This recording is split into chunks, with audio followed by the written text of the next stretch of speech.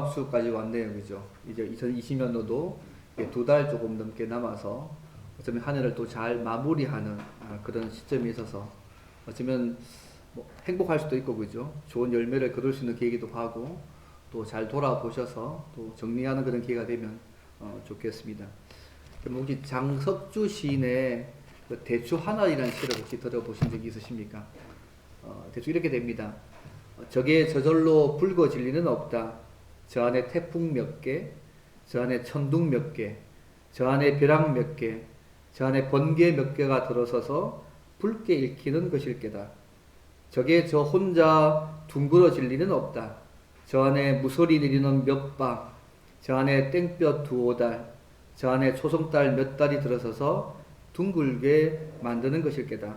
대추나무야, 너는 세상과 통하였구나. 아마 오래전 시대에서 아마 들어보신 적이 아마 있을 것입니다. 이 보면 이 시인이요, 대추 한 알도 저절로 익지 않는다고 말하고 있습니다.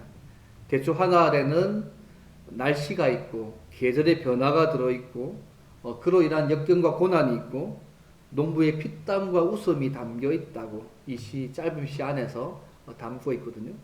근데 오늘 본문을 보시면 우리 계속 여호수아를 보고 있긴 하지만요, 우리가 하나님의 약속을 누릴 수 있는 것은 그 뒤에 도와주시는 하나님이 있음을 계속 말하고 있습니다. 그래서 오늘 말씀을 통하여서 약속된 복과 은혜를 계속 누리기 위해서 우리가 어떻게 해야 될지를 함께 또 생각해 보기를 원합니다. 우리가 계속 여호수아서를 보고 있는데요, 여호수아서는 쉽게 말씀드리면 하나님께서 약속하신 땅인 가나안을 정복하고 차지하는 부분들을 다루고 있습니다. 그래서 12장까지는 정복에 대해서 다루고 있고요, 20장까지는 그 정복하고 난 이후에 분배를 다루고 있고, 나머지 이제 24장까지는 그 땅에서 복을 누리는 방법에 대한 부분들을 여호수아서가 다루고 있습니다. 그래서 우리가 여리고와 아이 같은 경우는요, 가나안의 중부 지방이거든요. 중부 지방을 차지했던 부분이고, 지난주까지는 이제 기본 전투가 남부 지방이에요. 남부 지방을 차지한 부분이고, 오늘 본문의 말씀이 드디어 이제 북부 지역들을 차지하는 말씀의 부분들을 함께 생각합니다. 특별하게 하나님께서 약속하신 그 땅들을 소위 있게 차지하는 그 과정 가운데, 특히 오늘 본문의 하솔왕, 북부 지역의 대표적인 왕인데요, 하솔왕 야빈이 이끄는 군대와 메론 물가에서 한 전투를 오늘 본문이 기록하고 있습니다. 그래서 오늘 말씀을 통해서 불가능해 보이는 어쩔 수 없는 그 상황 가운데 속에서, 또 계속적인 영적인 싸움 가운데 속에서 어떻게 하면 우리의 삶 가운데 하나님의 약속을 누리고 승리하며 살 수 있을까? 또 다시 한번 또 다른 측면도 함께 좀 생각해 보기를 원합니다. 첫 번째는요, 섭리하시고 함께 싸워주시는 하나님을 믿고 온전히 순종해야 합니다. 사실 오늘 본문의 말씀도 보시면 하나님께서 그 약속된 땅을 주시기 위해서 아주 세밀하게 섭리하시고 있다는 부분들을 볼 수 있습니다. 지난 시간에 기억나세요?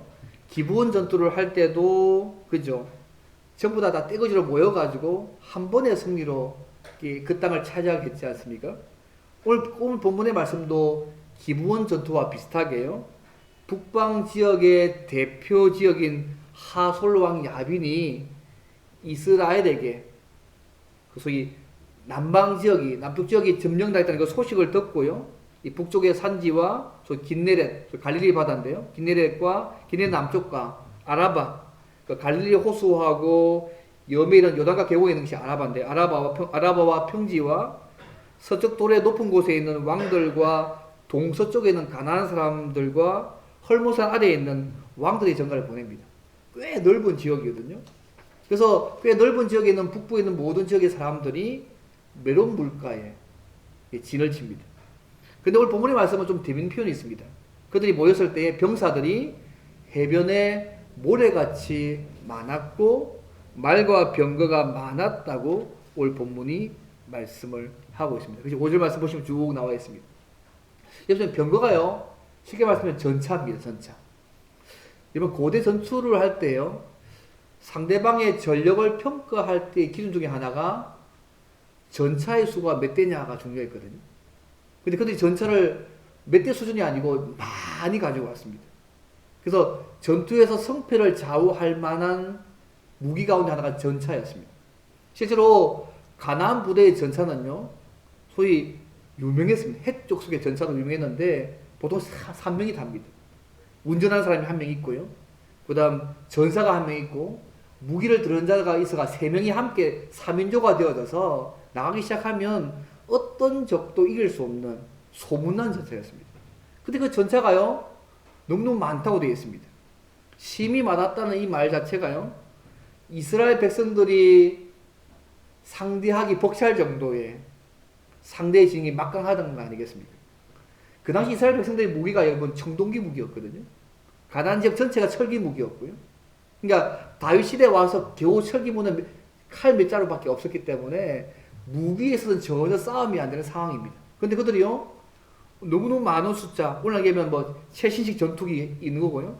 뭐 탱크가 있고 항공모함이 있고 온갖 종류의 무기를 다 갖추고 이스라엘 백성과 싸우려고 다 그 메론 물가에 서 있는 것입니다. 이것을 본 이스라엘 백성들이요, 그럼 어떻게 했을까요? 괜찮다 싶은 생각이 들었을까요? 굉장히 두려운 전투가 됐을 겁니다. 그래서 이 하소련 이 지역 자체가 그 당시 북부 지역의 대표적인 도시였는데요. 사실은 주전 3000년대까지 올라갔을 정도로 팔레스타인의 중요한 거점 도시였습니다. 실제로 2만 명 이상이 살고 있는 큰 도시였고요. 여리고에 25배 되는 큰 성이 하솔인데요. 참여한 이 모든 이 지역 자체가 굉장하게 만만치 않습니다. 그래서 하솔 왕을 중심으로 이 연합한 국가들 지역 자체를 쭉 보시면 무기또 북쪽 지역하고요, 갈릴리 호수, 소위 긴네렛이 구약의 명식인데 갈릴리 호수하고 주변하고 서쪽 지중해까지 이어지는 굉장히 넓은 지역에 사람들이 다 모여 있습니다. 이스라엘 백성 입장에서 볼 때요, 이 방대한 지역을 다 점령하려면 일일이 다 찾아가면 힘들잖아요. 근데 하나님께서요, 많은 시간과 물자가 소요될 것이니까 이 기브온 전투가 똑같이요, 이 북쪽과의 싸움에서도 메론 물가에 다 직결해가지고 한 번의 전투로 전체적인 승리를 할 수 있도록 만드셨다는 부분이죠. 하나님이 섭리하신 부분이죠. 한 번 이기면 전체가 다 평정될 수 있도록. 참 세심한 배려 아닙니까? 남부 때도 마찬가지고 북부 때도 마찬가지고 그냥 모인 것이 아닙니다. 아니면 일일이 다 이스라엘 백성이 그 지역을 다 가서 싸워서 이겨야 되는데 그런 수고 없이 한 번에 다 떼거지로 모여가지고 한판 싸움에서 승리하며 끝나는 방식으로 하나님께서 섭리하셨다는 부분이 중요합니다. 근데 이 모든 가나안 족속이요, 그냥 나온 것이 아니고 왜 이렇게 이 메론 물과 나와 싸우느냐? 우리 본문 20절에 보게 되면요, 뭐 다음 주에 좀 다루겠지만 하나님이 그들의 마음을 완악하게 만드셨기 때문에 그들이 이곳에 모였다고 말씀합니다. 그래서 20절 말씀 보게 되면 그들의 마음이 완악하여 이스라엘을 대적하여 싸우러 온 것은 여호와께서 그리하게 하신 것이다. 그들을 진멸하여 바치게 하여서 은혜를 입지 못하게 하시고 여호와께서 모세에게 명령하신 대로 그들을 멸하려 하심이라. 그들의 마음을 완악하게 만들어서 메론목가에 다 모이게 만들었다고 말씀하고 있습니다. 자, 이제 싸움이 딱 시작됩니다. 그죠? 그들은 온갖 무기가 다 있습니다. 그죠? 전차도 있고 숫자도 많고.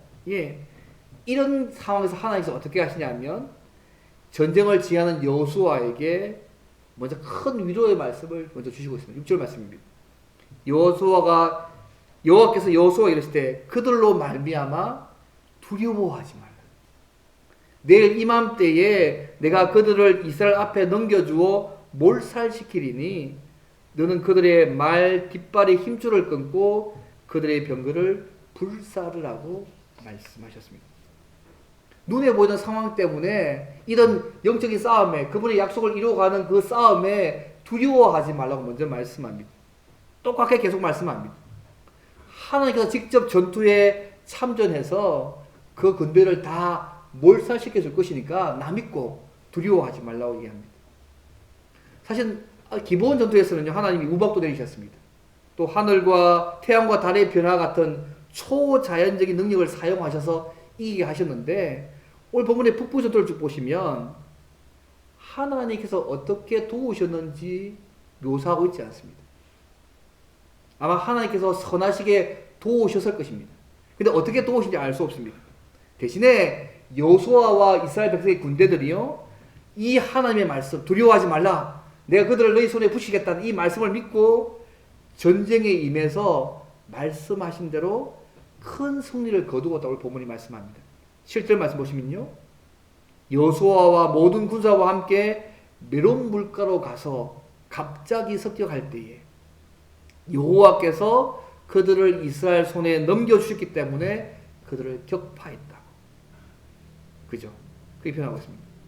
여호수아와 백성들이 메론 물가로 기습 공격을 감행했을 때에 여호와께서 그들을 이스라엘 손에 넘겨주셨기 때문에 말씀하신 대로 그들을 격파하고 승리했다고 오늘 본문이 말씀합니다.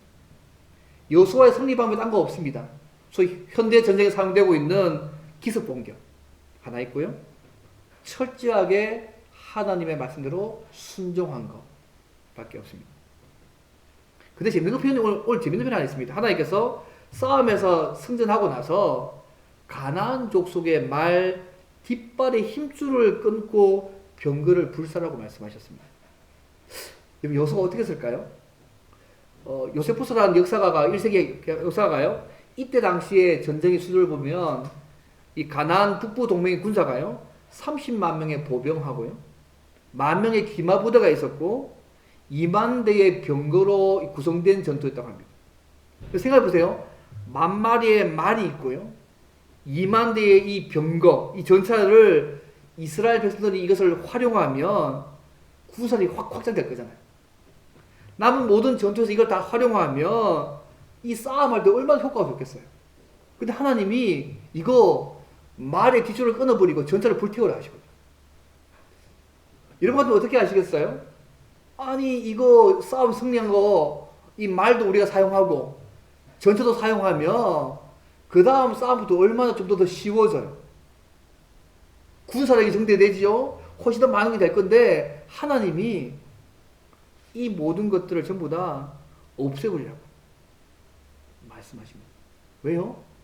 말과 병거를 의지하지 못하게 하기 때문에. 이스라엘 백성들이 말이나 군사력이 아니라 하나님만 바라보고 의지하기를 하나님은 원하셨습니다. 실제로 그 뒤에 이스라엘 왕이 세워질 때 왕이 하는 역할 중에 하나가 뭐냐면 이스라엘 왕은요 병마와 아내와 은금을 많이 두지 말도록 하나님이 말씀합니다. 왜요? 그거 의지하고 타락하지 않도록. 어떤 애굽이나 다른 나라 의지하지 않도록 만듭니다. 그래서 실제로 이사야서 31장 이런 말씀이 있습니다.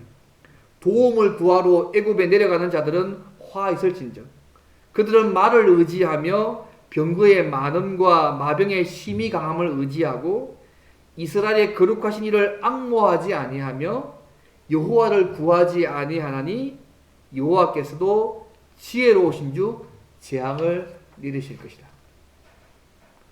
당신의 백성들이 너무 말과 병거와 다른 나라를 의지했기 때문에 지혜로운 여호와께서 재앙을 내리셔서 의지한 것을 끊어버리셨다고 말씀하고 있습니다. 하나님이 계속 이렇게 경고하고 있거든요. 근데 솔로몬 때부터요 이스라엘이 말을 비추하기 시작합니다. 그 죄를 보면서 그로 인해서 하나님께서 재앙을 내리신 부분들이 솔로몬 시대에 볼 수 있습니다. 하나님은요 당신의 자녀들이 의지할 수 있는 것들을 제거하셔서 절대적으로 하나님을 의지하게 할 때가 많은 것 같습니다. 사실 믿을 만한 무엇을 소유하고 의지하는 것보다 하나님께서 함께 하시는 것이 우리의 승리의 비결 아니겠습니까? 여호수아는 이 사실을 잘 알았습니다. 사실 이 이스라엘 백성들이 이 북쪽 이 가나안 사람들을 이긴 거 기적 같은 일이잖아요. 하나님이 함께 싸워주지 않았으면 승리할 수 없는 불가능한 싸움이었습니다. 그래서 우리가 기억해야 할 중요한 사실이 뭐냐면 우리의 영적 싸움에 하나님이 함께 하시느냐 아니면 함께 하시지 않느냐가 무기나 사람 수보다 다른 배경보다도 훨씬 더 중요하다는 사실들을 잊지 않으실 필요가 있습니다. 우리가 이 땅을 살아갈 때요 하나님 외에 다른 무엇을 의지하는 마음들이 우리 가운데 많이 있습니다. 뭐 어떤 사람은 돈을 의지하기도 하고요 어떤 사람은 자신의 능력을 의지하기도 하고 어떤 사람은 사람을 포함한 자신 주변의 배경을 의지하기도 하고요 때로는 뭐 정치가는 권력을 의지하기도 합니다. 그러나 우리 하나님은 하나님 외에 우리가 다른 것을 의지하는 것을 기뻐하지 않으십니다. 그래서 시편 147편에 이런 말씀 있잖아요. 여호와는 말에 힘이 세다 하여 기뻐하지 아니하시며 사람의 다리가 억세다 하여 기뻐하지 아니하시고, 시편 147편 10절에 있는 부분이죠. 여호와는 자기를 경외하는 자들과 그의 인자하심을 바라는 자들을 기뻐하신다. 시편 147편 10절과 11절에 말씀하고 있습니다. 여호와는 자기를 경외하는 자들과 그의 인자하심을 바라는 자들을 기뻐하신다고 말씀합니다. 그래서 하나님께서 말 뒷발의 힘줄을 끊고 병거를 불사라고 했을 때에 여호수아는 온전히 순종했습니다. 왜요? 이 전쟁의 승리가 사람의 힘이나 군대의 힘이나 무기의 힘이 있는 것이 아니고 오직 여호와 하나님께 달려 있음을 믿었기 때문에 이렇게 할 수 있었던 것입니다. 하나님께서 우리와 함께 하시고 도와주시면 말이 없고 병거가 없어도 이길 수 있습니다. 이번 고린도후서 6장 10절에 재밌는 고백이 있잖아요. 신자의 모습에서 근심하는 자 같으나 항상 기뻐하고, 가난한 자 같으나 많은 사람을 부유하게 하고, 아무것도 없는 자 같으나 모든 것을 가진 자가 하나님의 백성을 얘기하지 않죠. 왜 그렇습니까? 하나님이 우리에 계시기 때문에, 근심하는 자 같은데 항상 기뻐하고, 가난한 자 같은데 많은 사람을 부유하게 하고, 아무것도 없는 자 같은데 모든 것을 가지는 사람들을 살춘다는 신자입니다. 왜요? 하나님이 우리에 계시니까요. 그래서 에브라임 링컨의 말처럼 우리가 늘 하나님 편에 늘 서 있으면 승리는 우리에게 따라오게 되어 있습니다. 사랑하는 성도 여러분, 혹시 우리의 삶 가운데 속에서 하나님의 말씀을 온전히 믿지 못해서 따라가지 못하는 부분은 혹시 없으십니까? 아니면 따라가지만 최소한의 안전장치를 만들어 놓고 주님을 따라가는 부분은 혹시 없으십니까? 어쩌면 이스라엘 백성들에게 말과 병거를 확보하는 것은 그 다음 싸움에서 승리하기 위해서 준비할 수 있는 최소한의 안전장치가 아니었을까요? 그러나 말과 병거가 없더라도, 이길 만한 현실적인 조건이 갖추지 않는다고 할지라도 등 뒤에서 도우시는 그 하나님을 믿고 의지하면 날마다 우리에게 승리의 은혜를 하나님은 주십니다. 사랑하는 성도 여러분, 혹시 나 스스로의 힘으로 해결할 수 없는 불가능해 보이는 상황과 어려움에 처한 분이 계십니까? 계속적인 영적인 전투 속에 있는 분이 계십니까? 오늘 말씀은 두려워하지 마시기 바랍니다. 두려워하지 말라는 그분이 말씀하시는 하나님의 이 말씀을 들으시고요, 우리와 함께 하시고 싸우시고 도와주시는 그 하나님 의지하고 붙으시면 좋겠습니다. 그러면 의지하고 붙드는 그 자들에게 하나님은 도우시고 크신 은혜를 우리의 삶 가운데 베풀어 주실 것입니다. 현실적으로 불가능하고 이길 수 없는 싸움이었지만 결국 하나님께서 그들을 이스라엘 손에 넘겨주셨기 때문에 승리한 전쟁이 되었습니다. 우리의 삶도 마찬가지 않을까요? 인생에 소유가 많다고 승리하는 것도 아니고요, 학식이 많다고 문제를 다 해결할 수 있는 것도 아닙니다. 날 도와줄 사람이 많다고 해서 다 성공하는 것도 아닙니다. 빌립보서 1장 6절 말씀처럼 너희 안에서 착한 일을 시작하신 이가 그리스도 예수의 날까지 이루실 줄을 우리가 확신하노라.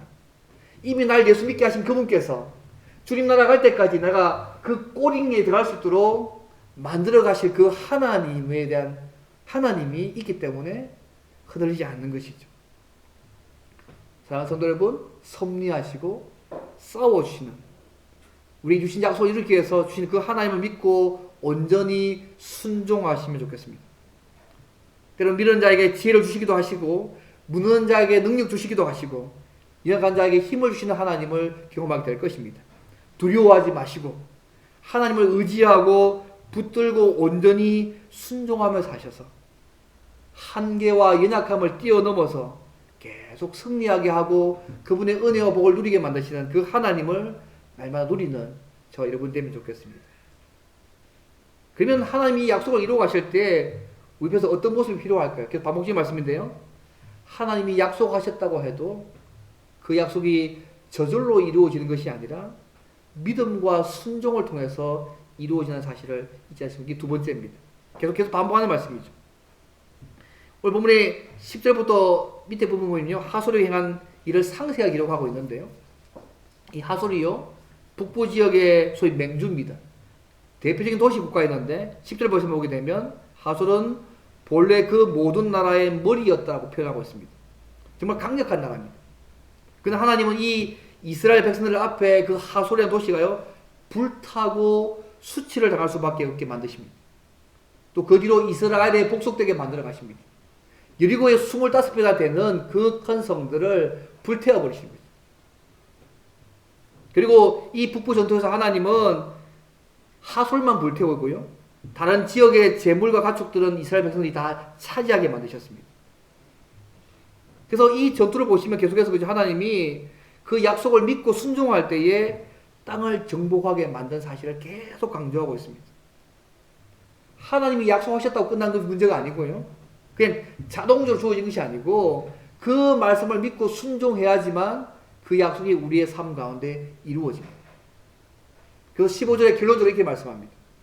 여호와께서 그의 종 모세에게 명령하신 것을 모세는 여호수아에게 명령하였고 여호수아는 그대로 행하여 여호와께서 모세에게 명하신 모든 것을 하나도 행하지 아니한 것이 없었다. 이 북부와의 전투, 연합 전투 가운데 하나님이 평가하신 내용이 이것입니다.